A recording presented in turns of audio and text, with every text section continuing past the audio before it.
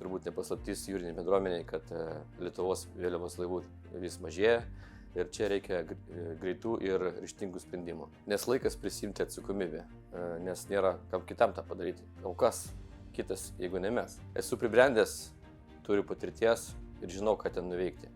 Ir žinau, kad man paskui sakys ačiū. Ne tik mano vaikai, ne tik mano anūkai, bet ir visi Klaipėda. Pirmieji mano darbai bus tai jūrinės bendruomenės darbai, susiję su mokesčiais, socialinė lygybė ir Lietuvos konkurencingumu. Lietuvai reikia jūrinės politikos, strateginės politikos. Lietuva turi būti jūrinė valstybė, o ne valstybė prie jūros.